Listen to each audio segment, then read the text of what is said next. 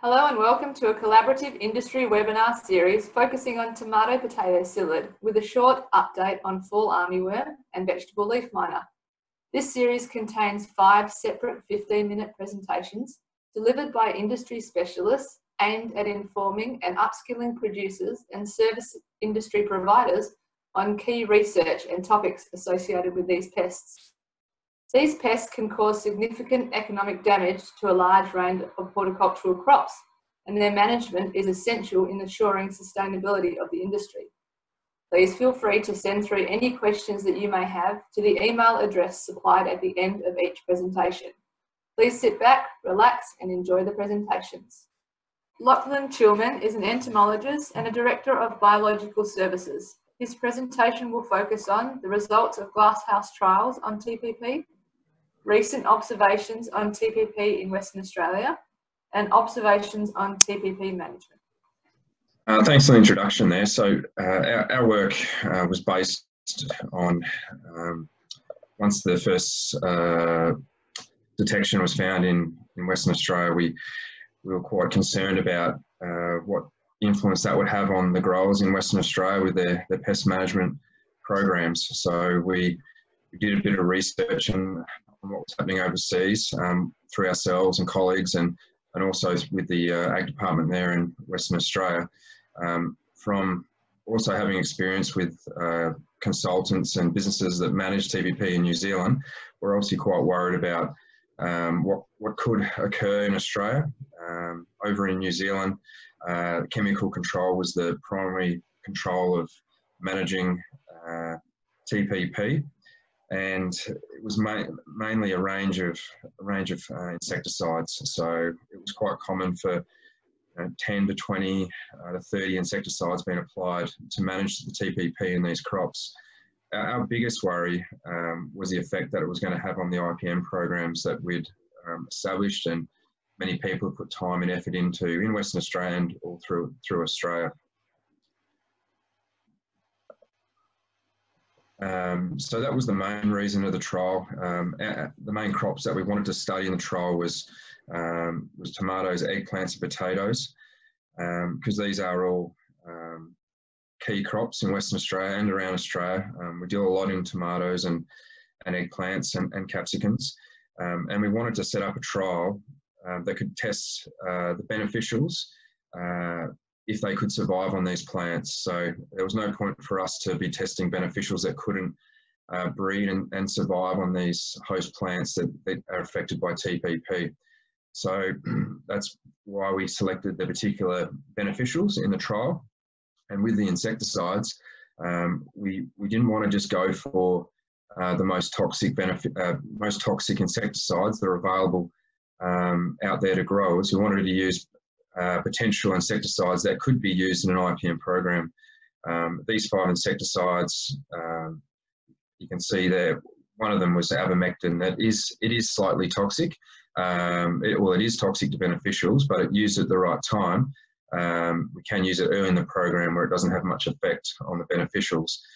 But the other 4 products that we used in the trial, the trade names in Australia are Mainman, Movento, Benevia, and Chess. All those 4 can be used at particular times in IPM programs, and we wanted to be able to give growers some real information on what controls it and how they can continue with their IPM programs.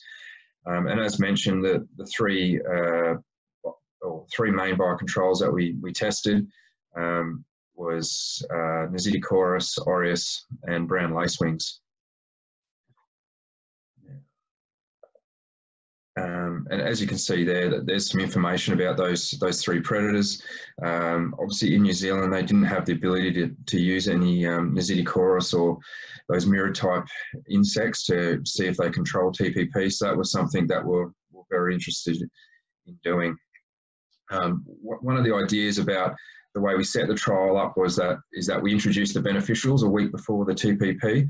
This was to show what we normally do in most IPM programs is releasing the beneficials to get established before the pests come into the crop.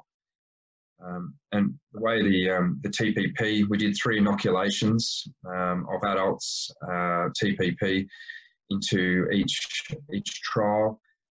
This was to show what could happen during the season where you're not just having one influx of TPP, you're having multiple influxes.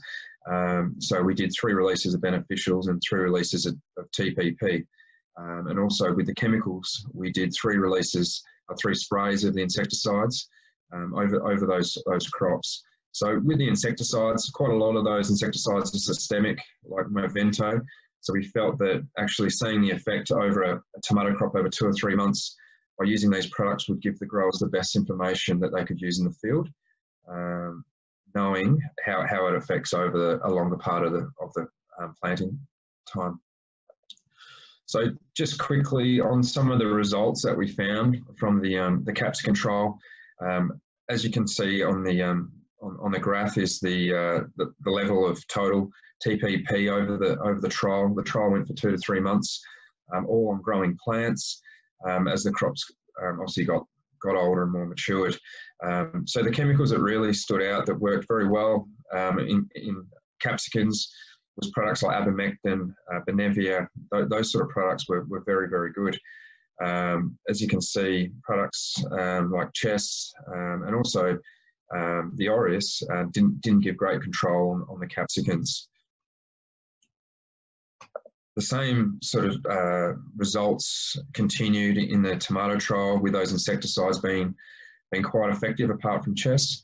So that was good to know that for tomatoes. The other main difference was Nasidicoris. As you can see down the bottom, down here, the black circle, the Nasidicoris levels were controlled the TPP very effectively in tomatoes, and basically kept them below economic levels. As I'll talk more later, it's already a predator that we have used in IPM programs in tomatoes, so it meant that growers won't need to change their programs too much. In the potatoes, the insecticides were fairly similar again. Your products like abamectin and so forth, Benevia, were all very good. It did show that the beneficials didn't work very well in the potatoes. Even the brown lacewings, the lacewings are something that you will find in the field, but in the trial, in the cage trial, we didn't have a great result from the lacewings in the trial. So the main conclusion of the TPP trials was the insecticide effectiveness. Main ones were abamectin, your Benevias, your Movento showed very good efficiency against TPP. And the 2 other products, or the other product in sense of Mainman, also gave good control, but not as well. Chess in these trials on these 3 crops didn't give any great control at all. So further work that we could be looking at is, when the pressure is high, looking to do shorter intervals of the insecticides, and that could well be something that we could look at doing. The biocontrols, as mentioned, the Nasidicoris was really quite effective on the tomatoes, but the other beneficials, the Aureus and lacewings, didn't give great control on those. We could look at possibly releasing high levels of Aureus in crops like capsicums.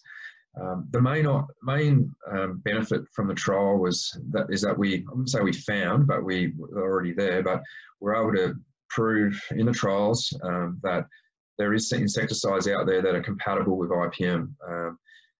Those chemicals have been tested on beneficials for many years, and a lot of those products like Benevia are very soft on most beneficials. So it meant the benefit of that is that growers in Australia could continue to run the IPM programs that they've been doing, such as tomatoes, where they're already using Nasidicoris. What has happened through the trial and then over the last few years, growers have continued to run the same IPM programs they have in the past. So as TPP has come into some of these greenhouses over the time, the Nasidicoris levels in eggplants and tomatoes have been out of control without needing any extra controls. So that's a great benefit that we have in Australia, that we've got those biocontrols there. In crops like capsicums, where we don't have a great Biocontrol that controlled TPP during the trials, we did find that we've got chemicals that can be used that won't affect the beneficials for western foulthrip, aphids, spider mites, that we can continue to run those IPM programs without growers having to resort back to calendar spraying and using a lot of very toxic residual chemicals to control the TPP. So that was basically the trial work. Since that has occurred, we've been lucky enough to find another predatory mite, Lachlan, that's a native to Western Australia, and also we've done some work with Montmorensis to see how these two predators go controlling the eggs. We had some trial that had extremely high levels of TPP. So as you can see, that we're up to 400 or 500 TPP per plant, very high levels. But the bottom line there shows the Lachlan, and they were able to hold the TPP. From what we've seen, they only control the eggs, so it's not going to be a quick process, but they definitely feed on the TPP very well.